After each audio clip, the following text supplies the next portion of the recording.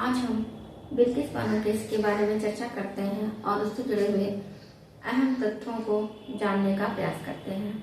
27 फरवरी 2002 को साबरमती एक्सप्रेस को गोधरा स्टेशन के पास मुस्लिम समुदाय के लोगों द्वारा जलाए जाने से 58 हिंदू कार सेवकों की मौत हो जाती है, जो कि अयोध्या से लौट रहे थे।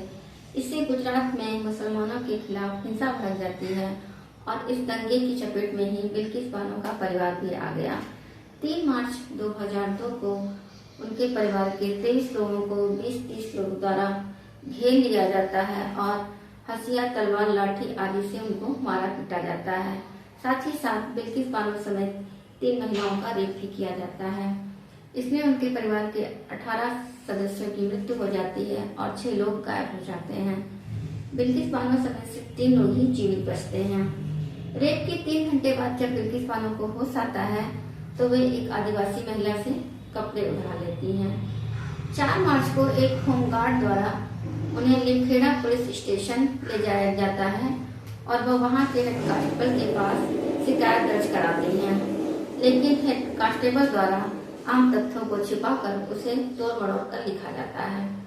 गोधरा राहत शिविर के पहुंचने पर उनको सरकारी अस्पताल ले जाया जाता है, जहां पर उनका मेडिकल भी होता है। कुछ वक्त बाद पूरा मामला जो है राष्ट्रीय मानवाधिकार आयोग और सुप्रीम कोर्ट पहुंच जाता है। यहां से सुप्रीम कोर्ट जो है मामले की जांच के आदेश सीबीआई को करने के आदेश देती है। सीबीआई जो है पूरे मामले की चार्जशीट कोर्ट में पेश करती है। साथ ही ये कहती है कि उनके परिवार के सदस्यों का पोस्टमार्टम रिपोर्ट सही नहीं की गई है। साथ ही साथ चीजों को तोड़ा मरोड़ा भी गया है ताकि कोर्ट में चीजें साबित ना हो सके और आरोपियों को बचाया जा सके। इसी बीच बिल्किस बानो को धमकियां मिलनी शुरू हो जाती हैं और वे सुप्रीम कोर्ट से निवेदन करती हैं कि उनके मामले को ट्रांसफर कर दिया जाए।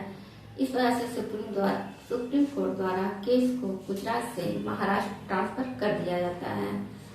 सीआरपीसी के सेक्शन 406 में हम मामलों और अपीलों को ट्रांसफर करने की सुप्रीम कोर्ट की पावर को देखते हैं। 2008 में जो है मुंबई की कोर्ट द्वारा 11 आरोपियों को उम्र कैद की सजा सुनाई जाती है और बाकी को जो है एविडेंस के अभाव में छोड़ दिया जाता है। सीबीआई जो है इसके खिलाफ मुंबई हाई कोर्ट जाती है ताकि आरोपियों को मृत्युदंड दिलाया जा सके, लेकिन Mumbai high court Mumbai court के फैसले को बरकरार रखती है। फिर 15 अगस्त 2022 को गुजरात सरकार द्वारा इन उम्र कैद के आरोपियों को परिहार पर छोड़ दिया जाता है। सीआरपीसी के सेक्शन 432 में ये कहा गया है कि समुचित सरकार द्वारा किसी अपराधी की सजा का निलंबन या परिहार किया जा सकता है और इसी का सहारा लेकर के गुजरात सरकार ने ये सजा को कम कर उनको छोड़ दिया। इसके विरोध में ही बिल्किस बानो जो है सुप्रीम कोर्ट में पिटीशन डालती हैं और इसी पर 8 जनवरी 2022 को सुप्रीम कोर्ट का फैसला आया है कि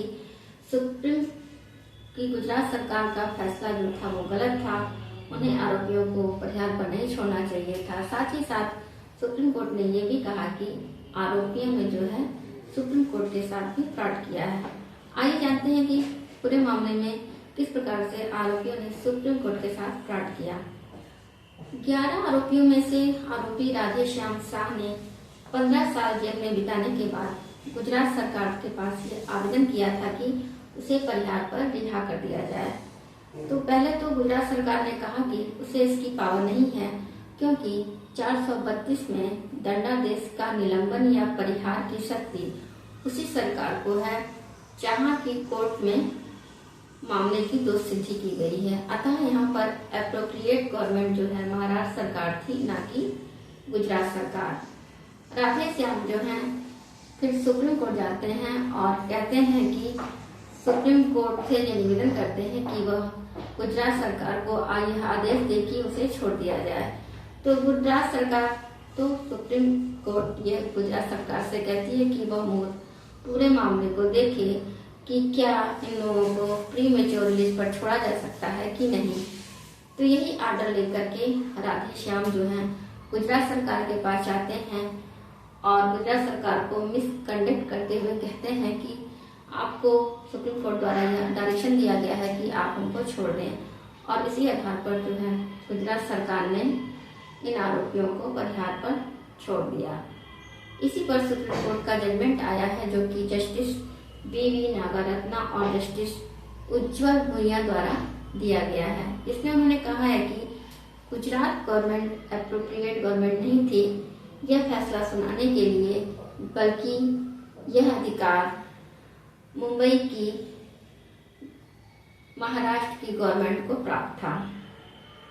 और यदि गुजरात सरकार को लग रहा था कि हम कॉम्पिटेंट गवर्नमेंट नहीं है और ऐसा लगते हुए भी उसने परिहार दिया है, तो उससे पहले उन्हें सुप्रीम कोर्ट से रिव्यू पिटीशन डालनी चाहिए थी और पूछना चाहिए था कि सुप्रीम कोर्ट का डायरेक्शन क्या है। साथ ही साथ सुप्रीम कोर्ट ने यह भी कहा कि विक्टिम के राइट जो है सबसे ज्यादा इम्पोर्टेंट है और वुमेन जो है वो रिस्पेक्ट डिजर्व करती है।